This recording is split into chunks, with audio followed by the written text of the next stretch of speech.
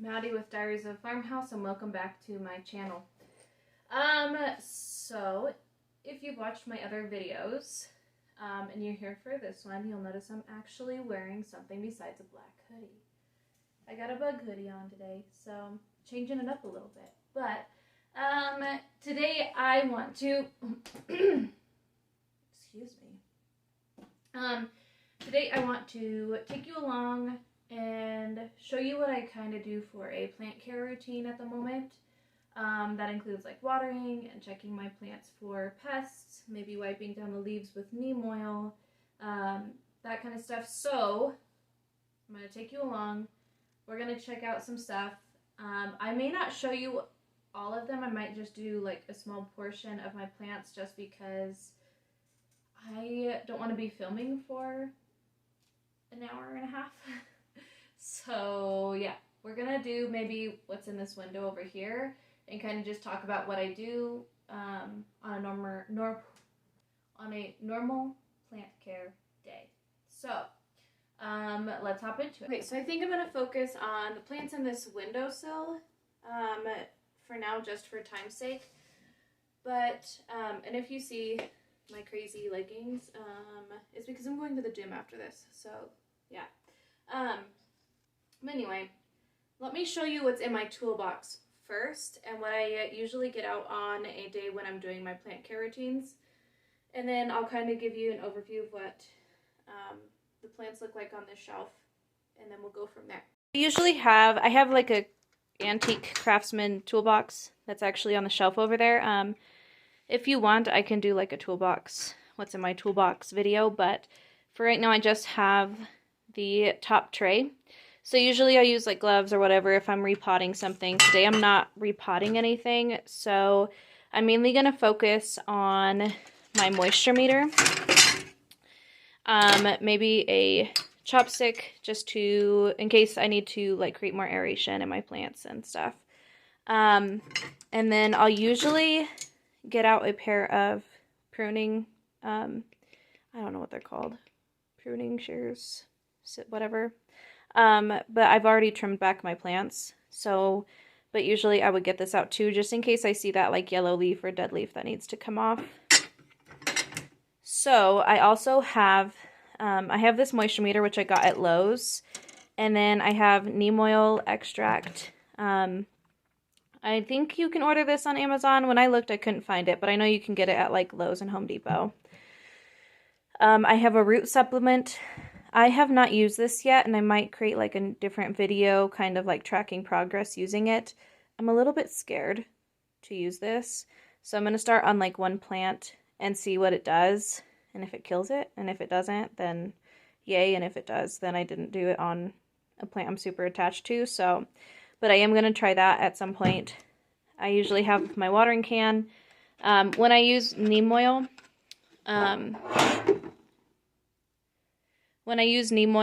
I will get a gallon jug, put my 2 to 4 tablespoons of neem oil extract in it, and then I will fill it with water. And then that way I can just pour it into my spray bottle when I need it, and I don't have to keep remixing. And then I am trying filtered water for my plants just because I never used to use like filtered water. This is the first time, but I just have noticed some things that are kind of making me think that our water is building up like minerals and salts and stuff in the soil. And so I'm going to try this to see if it helps with like growth and stuff. So sometimes tap water can contain like salts and chlorine, and it can be alkaline, and it can have calcium and magnesium. It can have all kinds of stuff in it that build up in the soil and then can burn the roots and damage the roots and cause yellowing and small leaves and that kind of stuff. And I am seeing some of that. So we got this gal right here to help us out. So anyway, that's what I usually pull out on a day when I'm doing plant care. Let's go back to the window. Okay, so this is what we're looking at on this shelf. I have a calathea I just put in pon, some propagations, and dude, there's soil over here like all the time. I could vacuum this up and it just appears the next day. Anybody else? It's kind of annoying, but anyway. I have aloe. I have this Monstera Addisonii or Addisonii, however you guys want to say, that was not doing so well, and then I treated it for root rot, and it's got new growth there, so that's cool. I got a Hoya that's in, Pon, a ZZ, a Ficus. There should be another Ficus in there somewhere. Yeah, little baby guy. A couple philodendrons, a Palea, and ivy. So, and then I do have like a, what do they call them? A zebra plant, I think. Right there, I just got one of those. So, anyway, that's what we've got over here. So, normally, obviously, the ones in Pon, I just kind of like check their water levels. Really, you don't have to do anything with those. These ones, I'll check and see if they need more water added, which this one is fine. And propagations, I'll check the roots and see how they're doing. And then I will change the water out if I need to. And then the ones in soil, I'll do my normal routine. I'll usually stick the moisture meter in the soil all the way to the bottom. And try to do it carefully because I don't want to break any roots. And then I'll kind of leave it sit for a sec. So, ooh, where am I? Okay, so I'm going to leave it for a sec. Moisture meters, they put out like electrical currents, I guess, into the soil that detect when there's moisture. So I kind of just leave it sit for a sec so that it can get a good reading. And you can see that it's in between 6 and 7. This one's still moist. And then I'll also use another method to see if that is true. So I'll usually take it out and I'll look at the bottom and see if there's any moisture, and there is. And if I'm really doubting myself, I'll stick a chopstick in there all the way to the bottom and kind of twist it around and pull it out. And you can see that, if I could get it to focus, come on. You can see that there's some soil there on the end. You can also like feel the soil on the end, and it feels a little bit damp. So this one could probably go a couple more days. If it comes out clean, your moisture meter is seeing it dry, it's dry. You feel it, it feels dry. There's a pretty good root in there. The soil feels dry. You're not seeing any moisture on the bottom of the nursery pot. It probably needs water depending on what it is. So I already kind of know, so I'm going to go ahead and just water them today with a filter.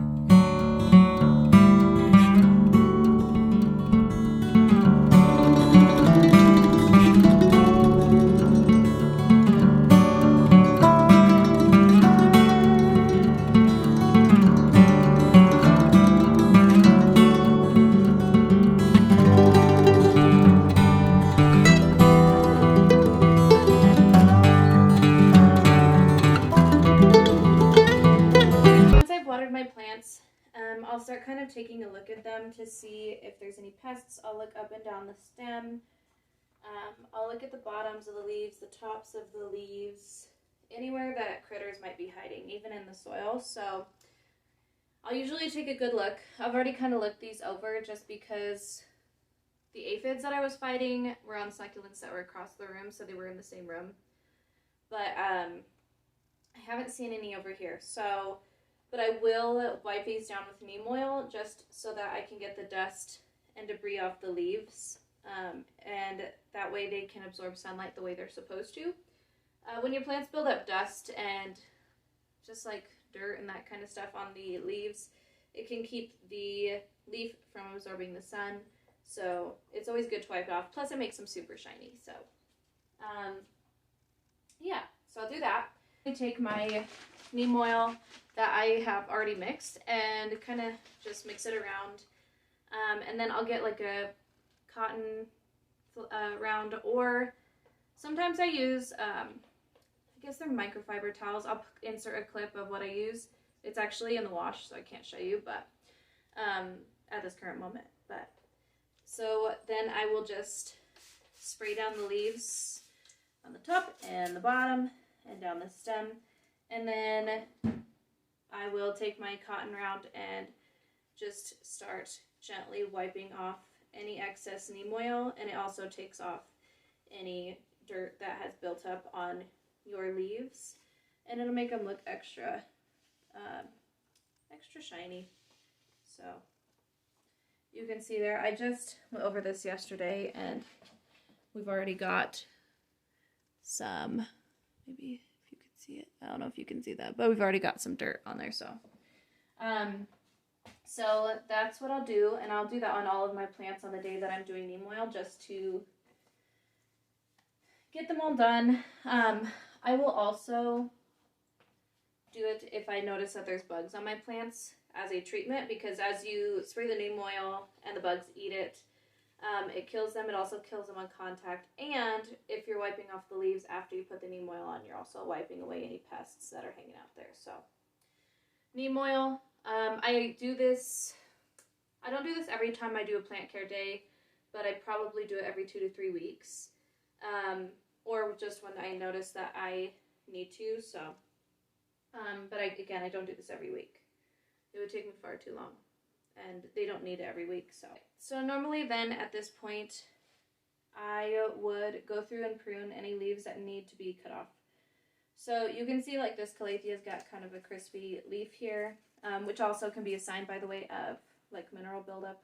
But I'm not going to cut this leaf off yet because it's still, the rest of it's still, the rest of it's looking pretty healthy still. And I also just put it in a new medium, and so that could also cause trauma, and I don't want to cause any more trauma by cutting off this leaf.